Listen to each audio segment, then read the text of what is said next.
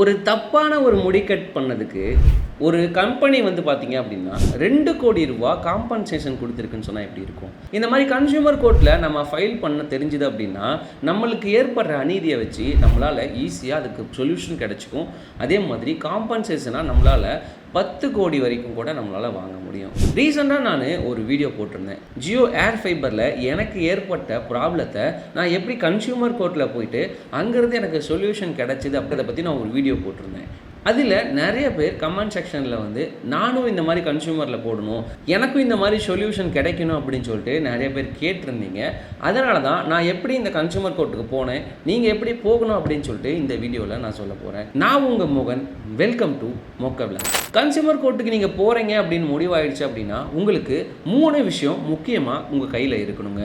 First விஷயம், நீங்கள் எந்த ஒரு ப்ராடக்ட்டையோ இல்லை சர்வீஸோ நீங்கள் எடுத்தீங்க அப்படின்னா அதுக்குண்டான பில்லையோ வாரண்டி கார்டையோ ரெசிப்டையோ நீங்கள் கையில் வச்சுருக்கணும். இந்த மாதிரி நீங்கள் பில்லு வாரண்டி கார்டு அதெல்லாம் நீங்கள் கையில் வச்சுருந்தீங்கன்னா மட்டும்தான் அந்த கன்சியூமர் கோர்ட்டில் அந்த கேஸ் வந்து செல்லுபடி ஆகுங்க.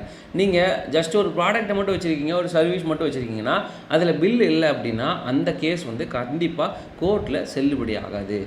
ரெண்டாவது விஷயம், உங்களுக்கு ஏற்பட்ட பிரச்சனையை நீங்கள் டாக்குமெண்ட் பண்ணி வச்சுருக்கணும். நீங்கள் ஒரு ப்ராடக்ட் வாங்கியிருக்கீங்க, அதில் இந்த மாதிரி ஃபெயிலியர் ஆயிருக்கு அப்படின்னா அதை நீங்கள் ரெக்கார்ட் பண்ணி வச்சுக்கணும். இல்லை நீங்கள் ஒரு சர்வீஸ் எடுத்திருக்கீங்க, அந்த சர்வீஸில் இந்த மாதிரி ப்ராப்ளம் இருக்குது அப்படின்னா அதையும் நீங்கள் வந்து ரெக்கார்ட் பண்ணி வச்சுக்கணும். மூணாவது விஷயம் என்ன அப்படின்னா, நீங்கள் வந்து இந்த மாதிரி உங்களுக்கு ப்ராப்ளம் இருக்குது அப்படின்னு சொல்லிட்டு நீங்கள் உங்களுக்கு தெரிஞ்ச, அதாவது அந்த கடைக்காரங்கள்ட்டையோ இல்லை நீங்கள் பொருள் வாங்கினவங்கள்ட்டையோ இல்லை நீங்கள் ஆன்லைன் ஸ்டோர்லேயோ இல்லை அந்த சர்வீஸ் சென்டர்லேயோ நீங்கள் கூப்பிட்டு பேசியிருப்பீங்க. அப்படி நீங்கள் பேசும்போது அந்த இடத்துல நீங்கள் ஏற்பட்ட கான்வர்சேஷனை நீங்கள் ரெக்கார்ட் பண்ணணும். நீங்கள் ஏதாவது மெயில் பண்ணியிருந்தீங்க அப்படின்னா அதையும் ரெக்கார்ட் பண்ணணும்.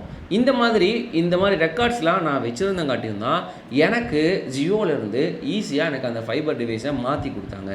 அதனால் இந்த மாதிரி டாக்குமெண்ட்ஸை நீங்கள் எப்போ கேட்டாலுமே சப்மிட் பண்ணுற மாதிரி நீங்கள் ரெடியாக வச்சுக்கணும். இந்த மாதிரி கன்சியூமர் கோர்ட்டை நம்மளால் டைரெக்டாக ரீச் பண்ணுறது கஷ்டம்தான்.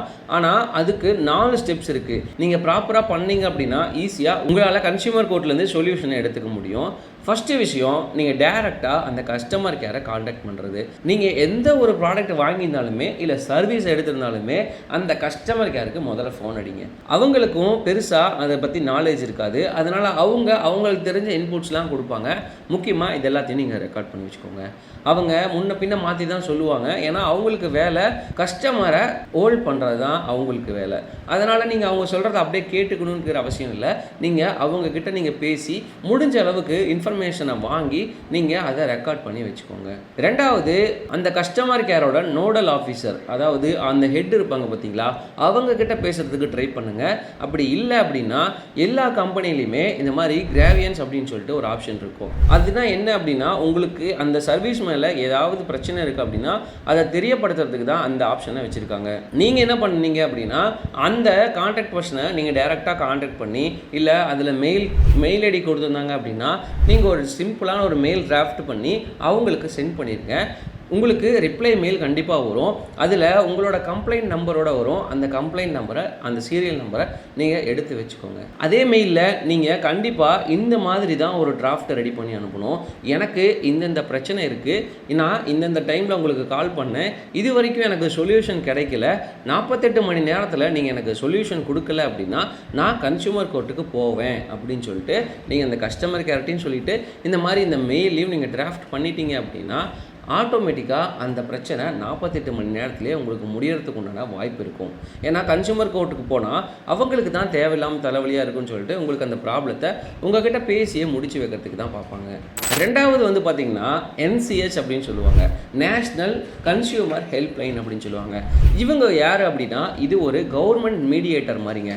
நீங்கள் ஒரு ப்ராடக்டை வாங்குறீங்க அப்படின்னு வச்சுக்கோங்களேன், அந்த கஸ்டமர் கேருக்கு நீங்கள் ஃபோன் பண்ணுறீங்க, அவங்க பெருசாக ரெஸ்பாண்ட் பண்ணல அப்படின்னா இவங்களை நீங்கள் காண்டாக்ட் பண்ணீங்க அப்படின்னா இவங்க என்ன பண்ணுவாங்கன்னா இவங்க அந்த கஸ்டமர் கேருக்கோ இல்லை அதோட ஹெட்டுக்கோ காண்டாக்ட் பண்ணி அவங்க ஒரு மீடியேட்டராக இருந்து அந்த ப்ராப்ளத்தை முடிச்சு வைக்கிறதுக்கு உண்டான வேலையை பண்ணுவாங்க. இது எப்படின்னா, நம்ம பஞ்சாயத்து கூட்டுவோம் பார்த்தீங்களா, நம்ம கிராமத்துலலாம் ஏதாவது தப்பு பண்ணிட்டாங்க அப்படின்னா பஞ்சாயத்தை கூப்பிட்டு பஞ்சாயத்தில் ஒரு தீர்ப்பு கொடுப்பாங்க பார்த்தீங்களா, அந்த மாதிரி இவங்க என்ன பண்ணுவாங்கன்னா என்சிஹெச்சை கூப்பிட்டு அவங்க இந்த மாதிரி எனக்கு கம்ப்ளைண்ட் வந்திருக்கு, நீ அதை பண்ணி கொடுக்குறியா இல்லையா அப்படின்னு சொல்லி அவங்க நம்மக்கிட்டையும் அவங்கக்கிட்டையும் ஒரு பஞ்சாயத்து பண்ணி நம்மளுக்கு அந்த விஷயத்தை முடிச்சு கொடுப்பாங்க. இதை நீங்கள் 2 வகையாக பண்ணலாம். 1915 அப்படிங்கிற இந்த நம்பருக்கு நீங்கள் கால் பண்ணி டைரெக்டாக நீங்கள் கால்லையே உங்களோட கம்ப்ளைண்ட்டை ரிஜிஸ்டர் பண்ணிக்க முடியும். இல்லை அப்படின்னா இவங்களோட போர்ட்டல் இருக்குது, consumerhelpline.gov.in அப்படிங்கிற இந்த வெப்சைட்டுக்குள்ளே போயும் உங்களால் நீங்கள் அந்த கம்ப்ளைண்ட்டை ரிஜிஸ்டர் பண்ணிக்க முடியும். ஆனால் இது கன்சியூமர் கோர்ட் கிடையாது, இது ஜஸ்ட் ஒரு பஞ்சாயத்து பேசி வைக்கிற ஒரு இடம். இந்த வெப்சைட்டுக்குள்ளே போனீங்க அப்படின்னா இதுலேயும் உங்களுக்கு பார்த்தீங்கன்னா ஃபைலில் கம்ப்ளைண்ட் அப்படிங்கிற மாதிரி ஒரு ஆப்ஷன் இருக்கும். அதில் நீங்கள் கொடுத்துட்டு நீங்கள் கம்பெனி பேர் என்ன, நீங்கள் என்னென்னலாம் பேசுனீங்க, என்ன நடந்துச்சு, இப்போ வரைக்கும் என்ன நடந்திருக்கு, அதுக்குண்டான ப்ரூஃப்க்குண்டான டாக்குமெண்ட்ஸ் எல்லாம் கண்டிப்பாக கேட்கும். இதெல்லாம் அப்லோட் பண்ணிங்க அப்படின்னா உங்களோட கம்ப்ளைண்ட் ரிஜிஸ்டர் ஆகிடும். உங்களோட நம்பருக்கு மெசேஜும் வந்துடும். அதை நீங்கள் ட்ராக் பண்ணியும் பார்த்துக்கலாம் என்ன ஸ்டேட்டஸில் இருக்குது அப்படின்னு சொல்லிட்டு. அடுத்து 3வது ஸ்டெப் பார்த்தீங்க அப்படின்னா இதுதான் முக்கியமான ஸ்டெப்புங்க. e-jackrati.gov.in அப்படிங்கிற இந்த வெப்சைட்டுக்குள்ளே போனீங்கன்னா உங்களால் ஈஸியாக கன்சியூமர் கோர்ட்டில் ஃபைல் பண்ண முடியுங்க. உள்ளே போனதையும் உங்களுக்குன்னு ஒரு ப்ரொஃபைலை க்ரியேட் பண்ணிக்கோங்க. ஃபஸ்ட்டு க்ரியேட் பண்ணதுலையுமே அதில் உங்களுக்கு ஃபைலில் கம்ப்ளைண்ட்னு கேட்கும். இதில் உங்களோட கம்பெனி நேம்லேருந்து அது கேட்குற எல்லா டீட்டெயிலையுமே நீங்கள் கொடுக்கணும். அதே மாதிரி உங்கள்கிட்ட இருக்கிற ப்ரூஃபு, ஸ்க்ரீன்ஷாட்ஸு, இல்லை உங்களோட ஒர்க்கிங் வீடியோஸ் எல்லாத்தையுமே ஒரு டாக்குமெண்ட்டாக இதில் அப்லோட் பண்ணிட்டீங்க அப்படின்னா இதில் உங்களுக்கு உண்டான கேஸ் ஃபைல் ஆகிடுங்க. இவங்க உங்களோட கேஸை பேசி தீர்த்து வைப்பாங்க. ஆனால் இது ஃப்ரீ இல்லை, இதுக்குன்னு ஒரு ஃபீஸ் இருக்குது. உங்களோட வேல்யூ நீங்கள் கோட் பண்ணுற வேல்யூ 5 லட்ச ரூபாய்க்குள்ளே இருந்துச்சு அப்படின்னா அதுக்கு எந்த வகையான ஃபீஸும் இல்லை. 5 லட்ச ரூபாய்க்கு மேலே போகுது அப்படின்னா அதுக்கேற்ற மாதிரி ஒரு சில மினிமம் ஃபீஸ் இருக்கும். அதை நீங்கள் பே பண்ணீங்க அப்படின்னா உங்களோட கேஸ் கோர்ட்டுக்கு வந்துடுங்க. சரி, நம்ம கோர்ட்டுக்கு போகணுமா, நம்ம இதுக்காக டெல்லியோ இல்லை அந்த மாதிரி போகணுமா அப்படின்னு கேட்டிங்கன்னா அப்படிலாம் இல்லை. உங்களோட கேஸோட வேல்யூ 50 லட்ச ரூபாய்க்குள்ளே இருந்துச்சு அப்படின்னா நீங்கள் டிஸ்ட்ரிக்ட் கோர்ட்லேயே உங்களால் அதை ஃபைல் பண்ணி எடுத்துக்க முடியும். இல்லை உங்களோட வேல்யூ 50 லட்ச ரூபாயிலிருந்து 2 கோடி வரையும் இருந்துச்சு அப்படின்னா மாநில ஆணையம் அப்படிங்கிற அந்த இடத்துல நீங்கள் பேசி வாங்கிக்க முடியும். இல்லை உங்களோட வேல்யூ 2 கோடி ரூபாய்க்கு மேலே இருக்குது அப்படின்னா அப்போ தான் நீங்கள் நேஷ்னல் கமிஷனில் போய் நீங்கள் வாதாடி எடுக்க முடியும். நம்மள பேர் 50 லட்ச ரூபாய்க்குள்ளே தான் நம்ம ஃபைல் பண்ண போகிறோம். அதனால் நம்மளோட டிஸ்ட்ரிக்ட்லேயே நம்மளால் பேசி எடுத்துக்க முடியும். இந்த 4 ஸ்டெப்பு தான் முக்கியமான ஸ்டெப்பாக இருக்குது. ஃபஸ்ட்டு நீங்கள் ப்ரூஃப் எடுத்துக்கோங்க. 2வது நீங்கள் நேஷ்னல் கன்சூமர் ஹெல்ப்லைனில் ரெஜிஸ்டர் பண்ணுங்கள். அங்கேயும் ரெஸ்பாண்ட் வரல அப்படின்னா நீங்கள் இந்த மாதிரி வெப்சைட்டில் போயிட்டு கன்சியூமரில் ஃபைல் பண்ணுங்கள். 4வது உங்களுக்குன்னு கொடுத்த அந்த ஸ்டேட் கமிஷனா இல்லை டிஸ்ட்ரிக்ட் கமிஷனா இல்லை நேஷ்னல் கமிஷனா அங்கே போயிட்டு நீங்கள் உங்களோட கேஸை நீங்கள் பண்ணீங்க அப்படின்னா உங்களுக்கு உண்டான அமௌண்ட் உங்களுக்கு ரீஃபண்ட் ஆயிரும். உங்களுக்கு உண்டான சொல்யூஷனும் உங்களுக்கு கிடைச்சிரும். இதில் நீங்கள் எதெல்லாம் நஷ்டஈடாக கேட்கலாம் அப்படின்னா உங்கள் பொருளுக்கு உண்டான ரீஃபண்ட் கேட்கலாம், இல்லை அந்த பொருளை ரீப்ளேஸ்மெண்ட் பண்ணி தர சொல்லி கேட்கலாம். அது மட்டும் இல்லாமல் அந்த டைமில் உங்களுக்கு ஏற்பட்ட மன உளைச்சல், உங்களுக்கு ஏற்பட்ட லாஸு, இது எல்லாத்தையுமே நீங்கள் அந்த கன்சியூமர் கோர்ட்லேயே உங்களால் ஃபைல் பண்ணி எடுத்துக்க முடியுங்க. எப்படி இன்ஃபர்மேஷன் ஆக்ட் எவ்வளோ இம்பார்ட்டண்ட்டோ அதே மாதிரி கன்சியூமர் ஆக்டும் ரொம்பவே இம்பார்ட்டண்ட் தான்.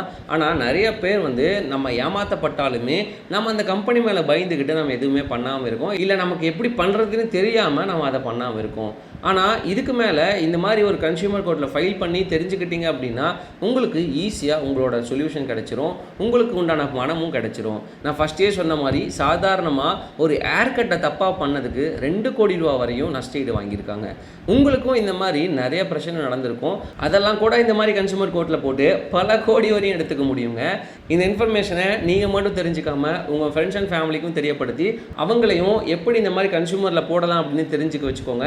உங்களுக்கு இந்த வீடியோ பிடிச்சிருந்துச்சுன்னா லைக் பண்ணிக்கோங்க. இது போல் யூஸ்ஃபுல்லான வீடியோ போகிற நம்ம பேஜை ஃபாலோ பண்ணி வச்சுக்கோங்க. உங்களை அடுத்த வீடியோவில் சந்திக்கிற வரை